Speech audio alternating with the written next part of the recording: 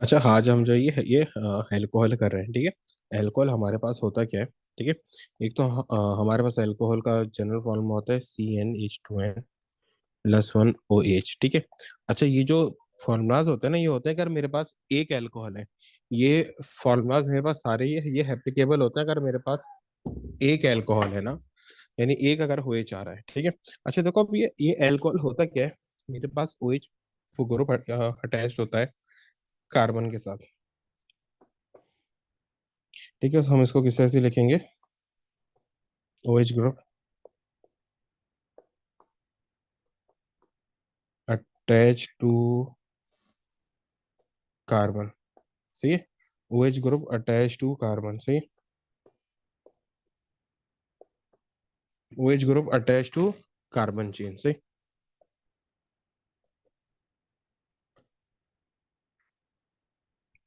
अब इसी तरीके से यहाँ पे क्या है?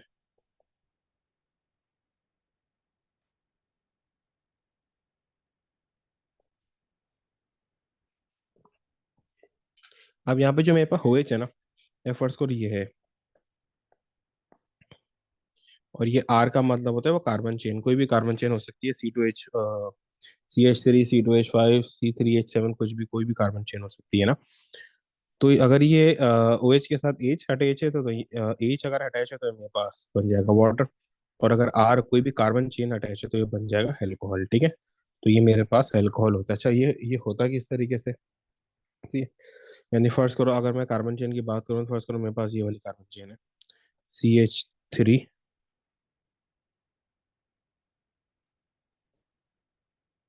CH3 CH2OH। ये क्या है मेरे पास? ये मेरे पास कार्बन चेन है, ठीक है। इसके साथ ओ एच अटैच है, ठीक है। अब सारा मसला आता है इनकी वो नेमिंग का, कि इनको नेमिंग कैसे करें। देखो, नेमिंग के लिए वो याद रखना जो मैंने रूल वो बताया था, ठीक है। क्या रूल था? Prefix, stem, and suffix. अच्छा, एक बात याद रखना यहाँ पे भी, कि जो कार्ब इसका जो इसका प्रीफिक्स कुछ भी नहीं होता है, इसका सफिक्स होता है, ठीक है। इसका ये प्रीफिक्स कुछ भी नहीं होता है, इसका सिर्फ और सिर्फ क्या होता है? सफिक्स होता है, ठीक है। तो मेरे पास यहाँ पे प्रीफिक्स क्या है? यहाँ पे कुछ भी नहीं आएगा। अब मेरे पास स्टेम, इसका क्या बनेगा? स्टेम में क्या है? मेरे पास दो कार्बन है ना, तो ये स्टेम बन जाएगा। और देखना क्या होगा, सबसे पहले वो कार्बन कितने? दो। तो क्या हो जाएगा? ईथ।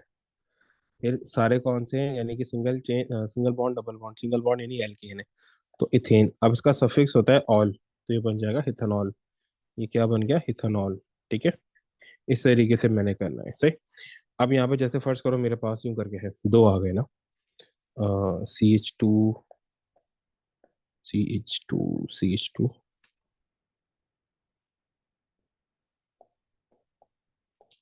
अब ये मेरे पास दो अल्कोहल्स आ गए ना। अब मैं इनकी नंबरिंग कहाँ से स्टार्ट करूंगा? कहीं से भी कर दूंगा, दोनों से अल्कोहल कॉर्नर पर है, यहाँ से स्टार्ट कर दी, 1 2 3 4। अब क्या है, उसी तरीके से करूंगा। सबसे पहले स्टेम की तरफ आएंगे। स्टेम क्या है? मेरे पास चार जो है मेरे पास कार्बन है, तो ब्यूट। और सारे के सारे सिंगल बॉन्ड है, तो ब्यूटेन। और सफिक्स में देखना मेरे पास सबसे पहले तो ये कि किन किन पोजीशन पे कार्बन है। अच्छा, यहाँ पर मैंने क्यों नहीं देखा था कि ये पोजीशन का, क्योंकि दो ही कार्बन है ना, जहां पर भी होगा वो फर्स्ट पे आ जाएगा, ठीक है। अब यहाँ पे मुझे देखना है कि किन किन ये पोजीशन पे मेरे पास कार्बन आ रहे हैं, सॉरी, ये एल्कोहल्स आ रहे हैं ना, ठीक है। तो एक आ रहा है फर्स्ट पे और एक आ रहा है फोर्थ पे, तो 1 4, ठीक है। फिर हैं कितने? दो, तो डाई ऑल, ब्यूटेन 1 4 डाई, क्या हो गया? ब्यूटेन 1 4 डाई ऑल मेरे पास आ गया, ठीक है। तो इस तरीके से हम जो है यहाँ पे एल्कोहल्स की नेमिंग करते हैं। अच्छा, अब जरा एल्कोहल्स की उसकी तरफ आ जाते हैं कि इनके मेल्टिंग पॉइंट और वो बॉइलिंग पॉइंट क्या होते हैं। अच्छा देखो, नॉर्मली जो मेरे पास एल्कोहल्स होते हैं ना, एल्कोहल्स के बॉइलिंग पॉइंट जो है वो उससे बहुत ज़्यादा होता है, ठीक है। आपको चीज़ें बता रहा हूँ, ठीक है। देखो, सबसे पहले आ जाते हैं इनके बॉइलिंग पॉइंट और मेल्टिंग पॉइंट की तरफ। Boiling point and melting point, one normally तो बॉइलिंग वो पॉइंट होता है, ठीक है।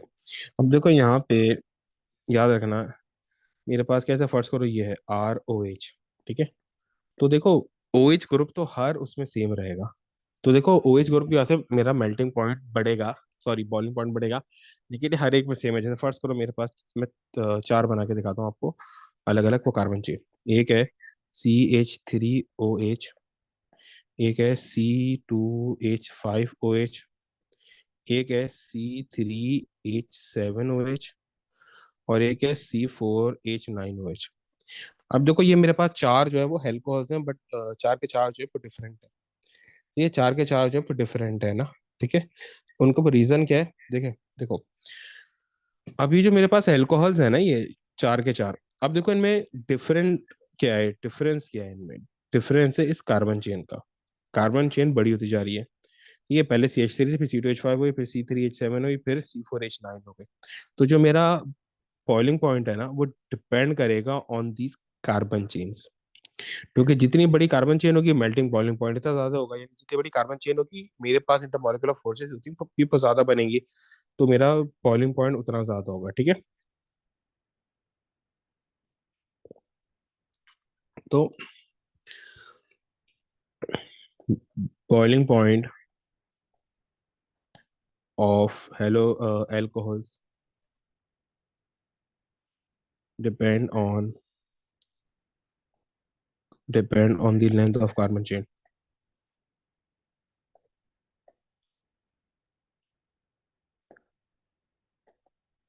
अब क्या है, अगर मेरे पास कार्बन चेन बड़ी है ना, लेंथ बड़ी है, तो बॉइलिंग पॉइंट भी ज्यादा होगा, क्योंकि इंटरमॉलिक्यूलर फोर्सेस ज्यादा होगी, ठीक है।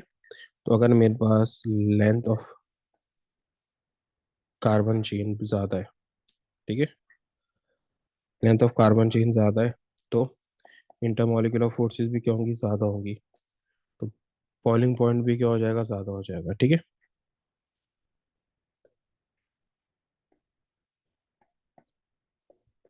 ठीक है? तो बॉइलिंग पॉइंट भी क्या हो जाएगा, मेरे पास ज्यादा हो जाएगा। इसी तरीके से हमारी सॉलिबिलिटी होती है, सॉलिबिलिटी भी इनकी इसी तरीके से होती है, ठीक है। देखो एल्कोहल्स के दो पार्ट है, एक मेरे पास है CH3, और एक है OH, ठीक है। एक ये वाला पार्ट है और एक ये वाला पार्ट है।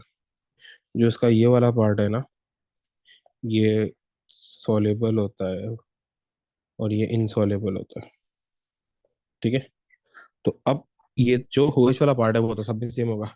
तो यहाँ पे भी क्या है, जो सारी की सारी डिपेंडेंसी है वो किस पे होगी, वो कार्बन चेन पे होगी। ये वाला पार्ट जितना इनसॉलेबल पार्ट जितना वो बड़ा होगा, उतना मेरा जो है वो इनसॉलेबल होगा, ठीक है। यानी सॉलिबिलिटी डिक्रीज होती जाएगी। तो उसको हम लिखेंगे किस तरीके से,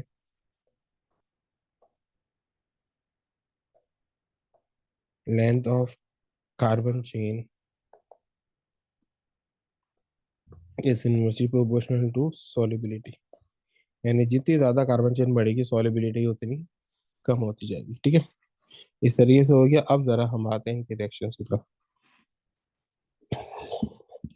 अच्छा देखो, पहले तो इसकी ये प्रिपरेशन देख लेते हैं, ठीक है, एक ना, फिर उसके बाद इनके रिएक्शंस की तरफ भी आएंगे, ठीक है।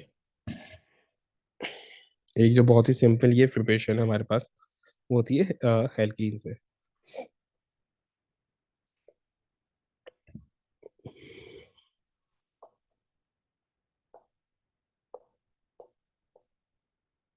अच्छा, बल्कि पहले ये पूरी ही ये प्रिपरेशन कर लेते हैं, उसके बाद इनके रिएक्शंस की तरफ आते हैं ना, ठीक है। एक फर्मेंटेशन भी होती है, वो टीचर अलग, मतलब वो अलग कर देंगे, हम ये यहीं पे कर लेंगे, ताकि वो एक ये प्रिपरेशन में ही आपका आ जाए, ठीक है। प्रिपरेशन किस तरीके से होगी इसकी, देखो, सबसे पहले तो ये एल्कीन से बनेगा। एल्कीन का आपको रिएक्शन याद होगा ना, जब एल्कीन की ऑक्सीडेशन करते, सॉरी, जब एल्कीन सबसे पहले क्या, फ्रॉम एल्कीन, ये एल्कीन से बनता था ये ना, ये ठीक है। वो किस तरीके से करते थे हम, कि मैं फर्स्ट को मेरे पास इथीन है, CH2। इसका हम रिएक्शन करा देते थे स्टीम से। किससे रिएक्शन कराते थे, स्टीम से, यानी कि water in a gaseous form. और वहाँ पे हम कंडीशन अच्छी खासी तगड़ी यूज करते थे, ठीक है। कंडीशन क्या होती थी, हमारे पास एक कैटेलिस्ट यूज करते थे H2PO4, और ये H3PO4 कैटलिस्ट यूज करते थे। और उसके साथ साथ हम 300 डिग्री टेम्परेचर और 60 ATM के प्रेशर यूज करते थे। तो मेरे पास क्या बनता था यहाँ पे, इथेनॉल वो बन जाता था, ठीक है, यानी अल्कोहल ना। यानी जो मेरे पास यहाँ पे H2 होगा, इस दो वैलेंसीज निकलेंगी कार्बन की, दोनों कार्बन की, ये एक पे आ जाएगा H, एक पे आ जाएगा OH। यानी एल्कीन का रिएक्शन कर रहे हैं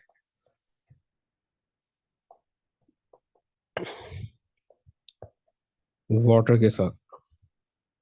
तो क्या बनेगा मेरे पास? एल्कोहल बन जाएगा, ठीक है।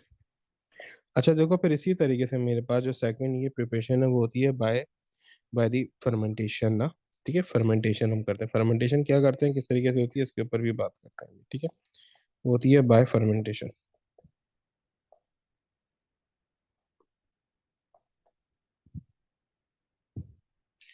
फर्मेंटेशन होती है किस तरीके से?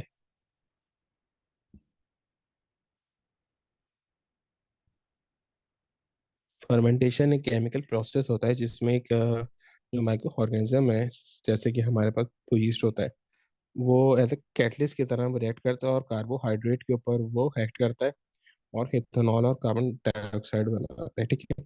और कार्बोहाइड्रेट्स में हम यहाँ पे शुगर और स्टार्च को यूज करते हैं, ठीक है। यीस्ट असल में एंजाइम है ना, यानी वो कैटलाइज करता है। अब इसके लिए अगर मैं वो लिखना चाहूँ तो क्या लिखूंगा? It is a chemical process.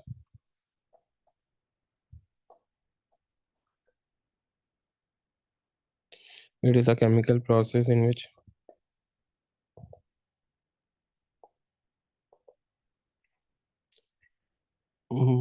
Micro organisms such as yeast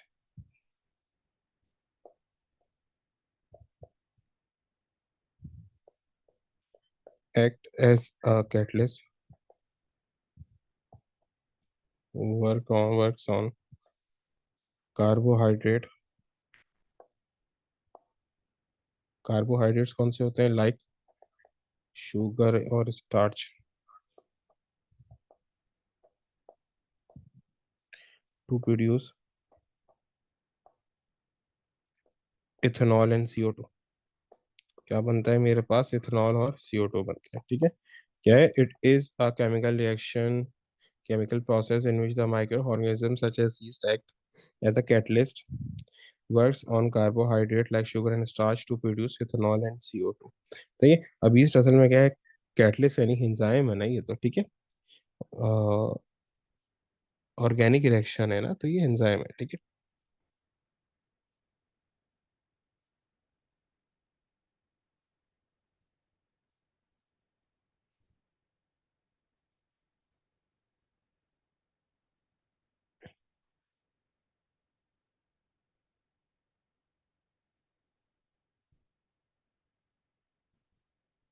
अच्छा देखो, यहाँ पे क्या होता है, जो हमारा स्टार्च है या शुगर है वो किस में चेंज होती है? ग्लूकोज में, ठीक है। सबसे पहले क्या होता है, स्टेप वन क्या है? स्टेप वन में हम जो हमारे पास स्टार्च या शुगर जो भी है ना, स्टार्च या शुगर जो भी है, एक ही बात होती है, ठीक है। उसको हम ये चेंज कर देते हैं इनटू ग्लूकोज। अब जो ये ग्लूकोज है, स्टेप टू में अब यहाँ से इसका मेन काम स्टार्ट होता है। क्या है ये? हमें कुछ नहीं आता, इसमें नहीं आना। अब होता क्या है,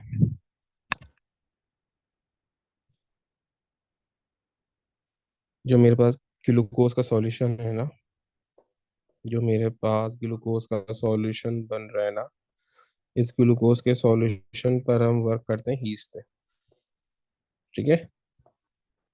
ईस्ट डालते हैं तो ये ईस्ट क्या करती है, इसको इथेनॉल प्लस कार्बन डाइऑक्साइड में चेंज कर देती है।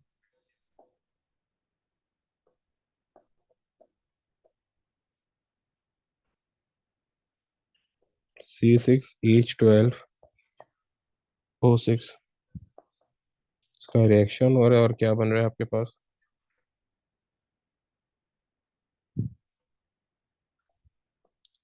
C2H5OH एक्वस और CO2 गैस। ये आपके पास जो है चीज बन रही है। अच्छा, CO2 के भी दो मोल्स होंगे ना? सही। अच्छा अब यहाँ पे ये होता क्या है? अच्छा अभी ये टेम्परेचर वगैरह की बात है, पहले इसके ज़रा रिएक्शन पे आ जाते हैं कि ये होता किस तरीके से।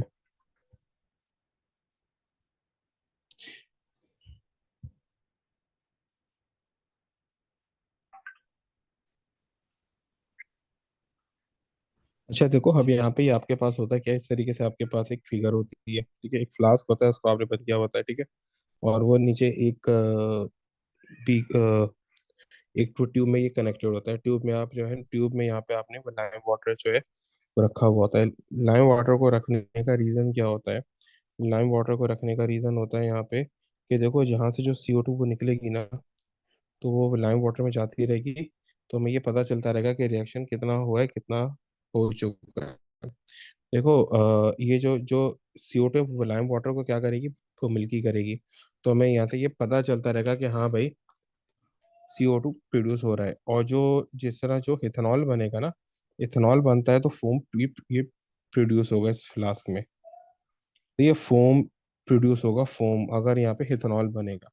और यहाँ पे जब CO2 बनेगी तो क्या होगा, वो मिल्कीनेस आएगी ना, एक वाइट प्रेसिपिटेट बनेंगे लाइम वाटर में। ठीक है, तो हम ये क्यों करते हैं, देखो, ताकि हमें ये पता चल सके कि रिएक्शन हमारा कंप्लीट हो गया है। अगर रिएक्शन कंप्लीट हो गया फिर भी हम कर रहे हैं, तो फिर जाहिर सी बात है, चीज़ें फिर हमें उठपटार होता है कुछ और ना हो जाए, क्योंकि ये बड़ा ही एक्यूरेटली करना पड़ता है ना। तो क्या है कि हम यहाँ पे जो CO2 है, जब तक वो लाइम वाटर जो है मिल्की होता रहेगा, हमें ये पता चलता रहेगा कि CO2 वो बन रही है।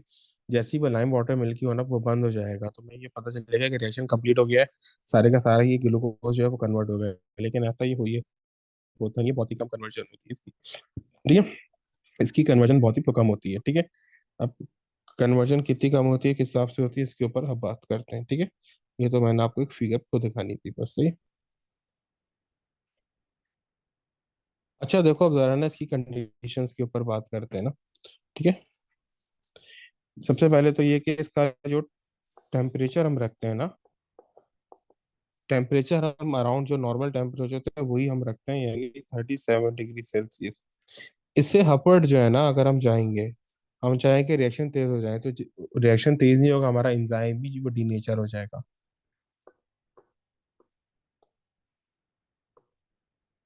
above 37 degree Celsius, yeast will die, या उसको डीनेचर भी मतलब वो खत्म हो जाएगी ना, और फर्मेंटेशन रहेगा, स्टॉप हो जाएगा, एंड फर्मेंटेशन स्टॉप,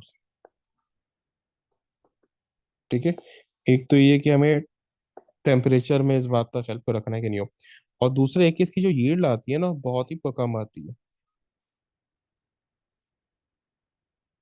उसका वो रीज़न ये होता है कि भाई, अगर, अच्छा देखो, जब हमें एक रीज़न ये होता है कि जो हमारी ईस्ट है ना, अगर हमारी जो यील्ड है, हम मैक्सिमम ये 15% लेते हैं। जो यील्ड होती है ना, यील्ड, वो मैक्सिमम कितनी लेते हैं, 15% लेते हैं। उसका भी रीज़न होता है ना, मैक्स रीज़न ये होता है कि इसके वो बाद भी अगर मैं यील्ड लेना चाहूंगा ना, तो क्या होता है, मेरा जो अगर ये अल्कोहल की जो क्वांटिटी है, वो इस अगर 15% को एक्सीड करेगी, तो जो मेरा वो यीस्ट है ना, वो फिर क्या हो रहेगी, इट विल डाई, ठीक है। If we exceed this amount of yield,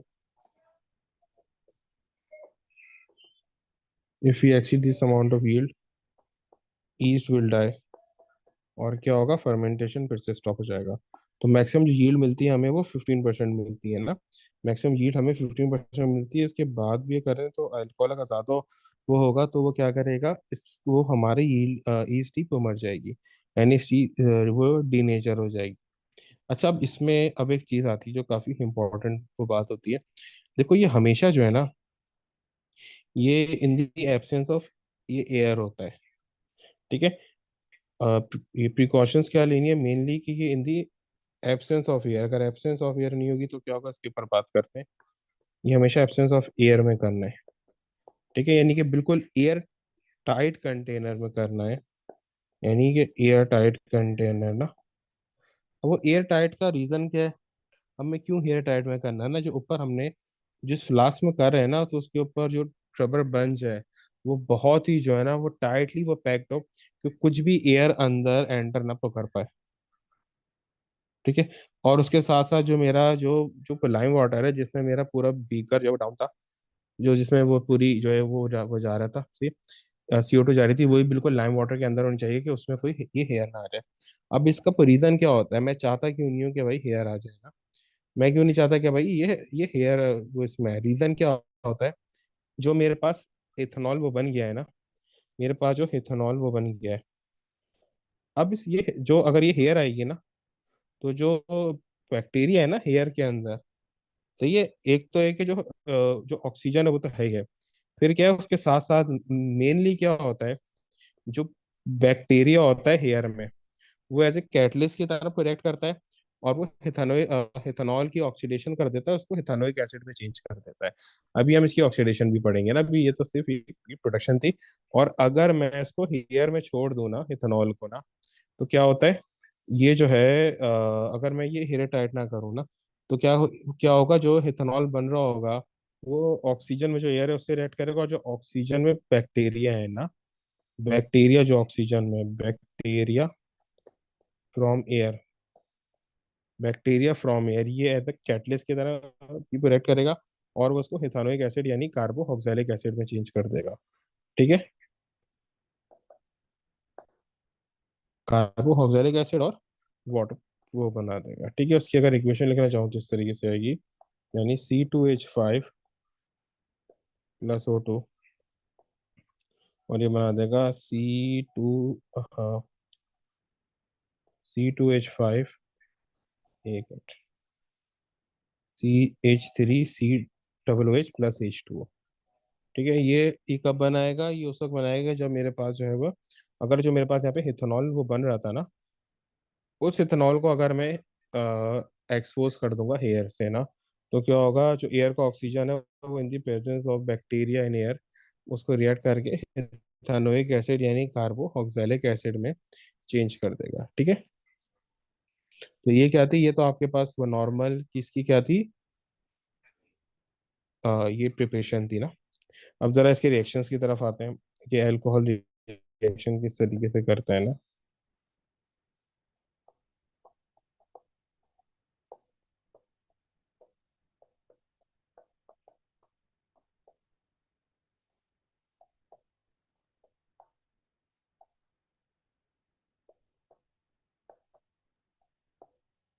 तो ये कि अब अल्कोहल रिएक्शन किसी से कर रहे थे को, एक तो रिएक्शन बहुत ही टेक्स्ट बुक रिएक्शन है कंबस्शन वाला ना। अब यहाँ पे क्या फर्स्ट करो, मेरे पास यहाँ पे मुझे दिया हुआ है, ये इथेनॉल के जरिए अगर मैं कर रहा हूँ ना, तो ये क्या बनाएगा, C2H5 और O2, और ये बना रहा है CO2 + H2O। अब मैं यहाँ पे इसको बैलेंस करूंगा, कैसे कैसे करूंगा, दो ऑक्सीजन है, दो कार्बन है, दो लगा दिए। फिर हाइड्रोजन कितने थे यहाँ पे, 5 6 थे ना, 5 यहाँ पे, एक यहाँ पे 6, तो मैंने 3 को कर दिया। अब यहाँ पर कितने ऑक्सीजन कितनी है, 4, और यहाँ पे 3, तो टोटल 7 ऑक्सीजन है। तो देखो 7 में से एक ऑक्सीजन यहाँ पे होगा, कितनी बची, 6, तो यहाँ पे मैं 3O2 कर दूंगा। सही। अच्छा, अब उसके बाद ये तो कंप्लीट थी, अगर इनकम्प्लीट कंबशन आ जाए तो इसको कंप्लीट और इनकम्प्लीट के सेंस में देख लेते हैं ना।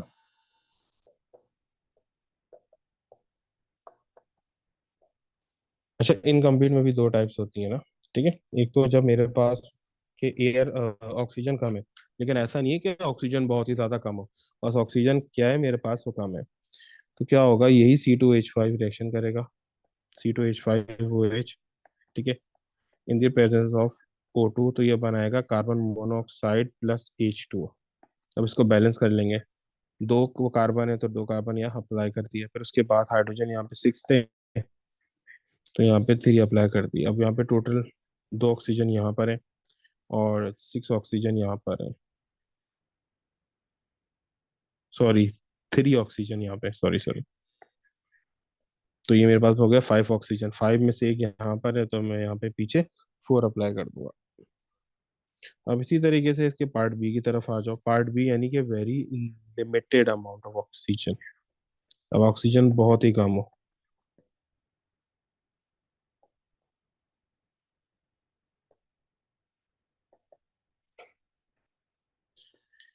तो क्या होता है, यही C2H5 का रिएक्शन कर रहा हूँ मैं, C2H5OH का ना।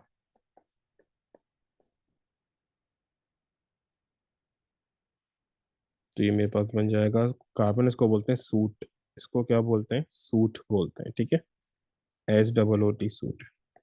अब इसको बैलेंस कर लेंगे। अब मैं ये डायरेक्टली बैलेंस कर रहा हूँ, यहाँ पे 2 अप्लाई कर दूंगा, यहाँ पे 3 कर दिया, और टोटल 3 ऑक्सीजन है। एक यहाँ पे हो गया, तो यहाँ पे सिर्फ ये O2 ही रहा सही। तो ये तो कंबशन थी। अब इसके बाद आपके पास आता है ऑक्सीडेशन ना, इसकी ऑक्सीडेशन आती है सही।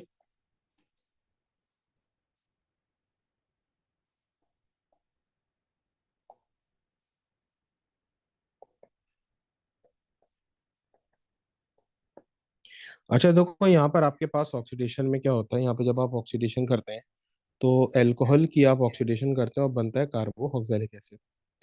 अल्कोहल की आप ऑक्सीडेशन करते हैं, बनता है क्या है, कार्बोक्सिलिक एसिड, ठीक है। रिएजेंट कंडीशन के ऊपर हम बात करते हैं, ठीक है। रिएजेंट क्या होता है यहाँ पे, रिएजेंट मेरे पास अल्कोहल और कार्बोक्सिलिक एसिड होते हैं। अल्कोहल और कार्बोक्सिलिक एसिड आपस में रिएक्ट करते हैं, ठीक है। अल्कोहल और कार्बोक्सिलिक एसिड क्या होते हैं, ये आपस में रिएक्ट करते हैं, सही है। और कंडीशन आप क्या लोगे, अच्छा देखो, सॉरी मैंने गलती कर दी, ये मैंने रिएक्टेंट लिख दिया, सही है। आप यहाँ पे क्या करते हो, ये मैंने गलत वो लिख दिया, ये मैंने गलती से एस्टरिफिकेशन का लिख दिया था। यहाँ पे आप क्या करते हो, KMnO4 या K2Cr2O7, कोई भी यूज कर लोगे आप ना, K2Cr2O7 दोनों में से कोई भी रिएजेंट यूज कर लोगे, ठीक है। और यहाँ पे कंडीशन क्या होती है, कंडीशन आप ये एसिडिक कंडीशन में करते हो, ठीक है। कंडीशन क्या होती है, एसिडिफाइड होती है, और प्लस हीट भी करते हो आप, ठीक है। आप क्या करते हो, प्लस हीट भी करते हो। अब सेकेंडली मेरे पास यहाँ ये होता क्या है कि मैं एल्कोहल है मेरे पास, एल्कोहल का मैं ऑक्सीजन से रिएक्शन कर रहा हूँ ना। अच्छा, ऑक्सीजन ऑक्सीडेशन की यूं करके लिखते हैं, O2 के फॉर्म में नहीं लिखते। तो मुझे यहाँ पे क्या मिलेगा, मुझे मिलेगा कार्बो ऑक्सैलिक एसिड। अब ये अच्छा देखो, एक तो ये कि ये हो किस तरीके से रहा है रिएक्शन, सेकेंडली इसकी इक्वेशन क्या है, पहले हम इसकी तरफ आते हैं कि ये रिएक्शन हो किस तरीके से रहा है, फिर हम इसकी इक्वेशन, यानी कि एक तरीके का मैकेनिज्म समझ लो, वैसे तो कोर्स में नहीं है, लेकिन एक समझा रहा हूँ ताकि आपको याद है ना, छोटा सा मैकेनिज्म है, ठीक है। देखो मेरे पास यहाँ पे क्या है, CH3,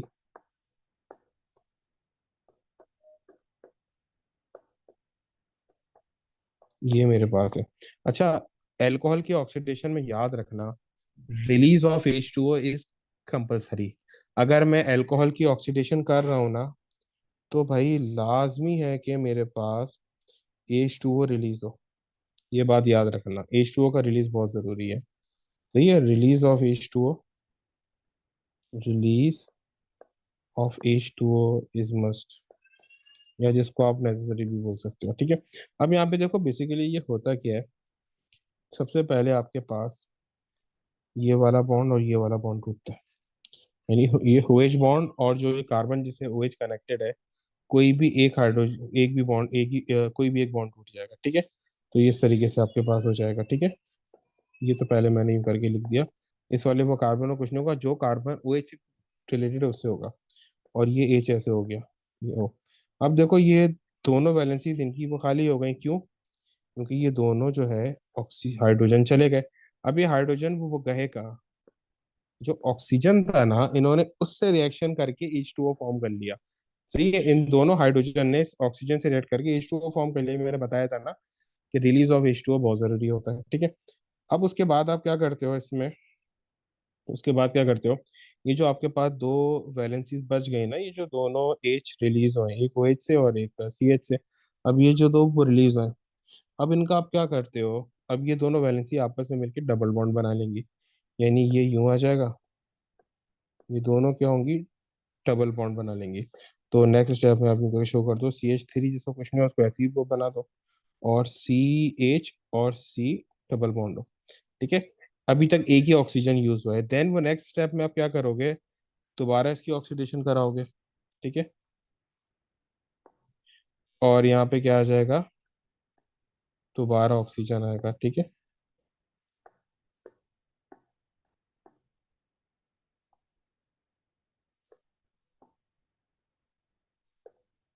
अब ये वाला एच भी वो रिमूव हो जाएगा, ठीक है।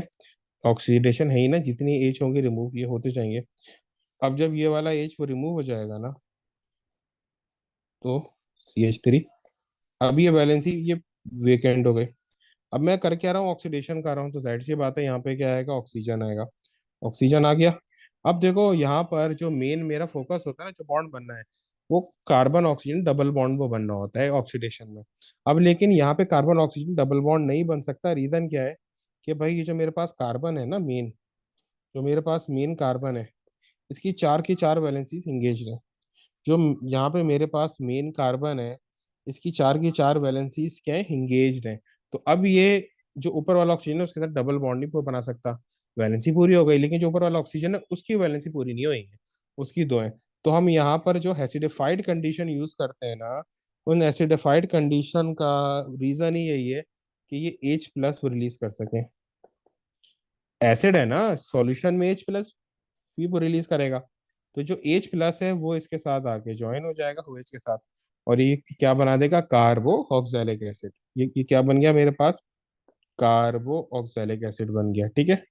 अब ये तो मैंने आपको पूरा एक स्टेप बाय स्टेप को बताया, सिर्फ समझाने के सेंस में। ठीक है। अगर यहाँ पे मैं इसकी इक्वेशन लिखना चाहूँ तो किस तरीके से लिखूंगा।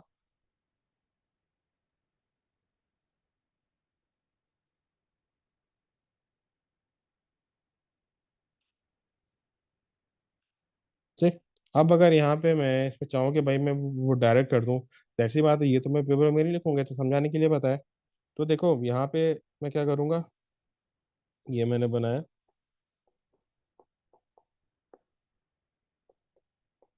ये मैं डायरेक्ट आप लोग को बता रहा हूँ। ठीक है, OH है,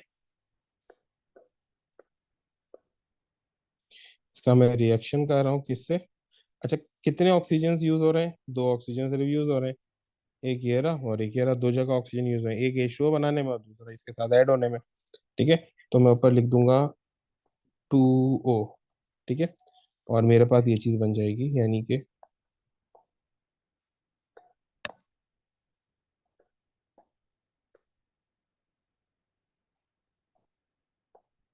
H, सही है। और ये मेरे पास बन गया C, और OH। ये मेरे पास कार्बोक्सिलिक एसिड बन गया। अगर मैं इसकी इक्वेशन बनाना चाहूँ, इक्वेशन आती है, तो इस तरीके से बनेगी, CH3CH2OH। ऑक्सीजन कितने यूज हो रहे हैं, ऑक्सीजन मेरे पास दो यूज हो रहे हैं, तो O, और ये बन जाएगा कार्बोक्सिलिक एसिड CH3C OH। ठीक है। तो ये आपके पास क्या आती है, एक पूरी ऑक्सीडेशन थी किसकी है, ये अल्कोहल की ना। ये आपके पास अल्कोहल की कंप्लीट ऑक्सीडेशन थी, जो आपके कोर्स में सही। ये क्या थी, आपके पास एक कंप्लीट ऑक्सीडेशन थी अल्कोहल की, जो आपके कोर्स में है। ठीक है।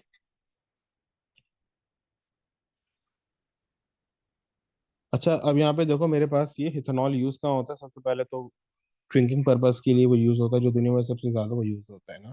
सही है। ड्रिंकिंग ये पर्पस के लिए को यूज होता है। ठीक है। ये तो किसी को भी बताने की जरूरत नहीं है। ठीक है। सेकेंडली ये ड्रग्स में यूज होता है, एल्कोहलिक पैड्स वगैरह जो आते हैं ना, यानी मेडिकल यूज इसका होता है। ठीक है। मेडिकल यूज भी इसका होता है। सेकेंडली और थर्ड, ये एज ए सॉल्वेंट यूज होता है। इस तरह की पाउडर है, वाटर यूनिवर्सल सॉल्वेंट कहलाता है, उसके साथ साथ जो है ये वो कहलाता है इनऑर्गेनिक सॉल्वेंट की पाउडर ना। तो वो वाटर ज़्यादातर उनको वो डिजोल्व कराता है जो कि आयनिक कंपाउंड हो। ठीक है। तो ठीक है, ये क्या होता है, ये ऑर्गेनिक सॉल्वेंट है। इसी तरीके से ये फ्यूल एज अ फ्यूल भी यूज होता है। ठीक है। जो मिथाइलेटेड एक हमारे पास स्प्रिट है, वो फ्यूल होती है, तो ये वहां पे भी वो यूज होता है, उसका ये कॉन्स्टिट्यूएंट होता है, सही है, इथेनॉल। तो ये एज अ फ्यूल भी यूज होता है, एज अ फ्यूल। तो ये चार यूज हैं इसके इथेनॉल के ना। ठीक है। ब्राजील में अक्सर क्या होता है, इसको एज ए ये पेट्रोल के साथ मिक्स करके यूज करते हैं। ब्राजील में ये पेट्रोल के साथ मिक्स करके यूज करते हैं ना, यानी कि थोड़ा सा ये भी लेते हैं और उसके साथ ही पेट्रोल भी लेते हैं। इससे क्या होता है, आपका जो है पेट्रोल की कंजम्पशन जो है वो कम हो जाती है। ठीक है। तो ये आपका पूरा अल्कोहल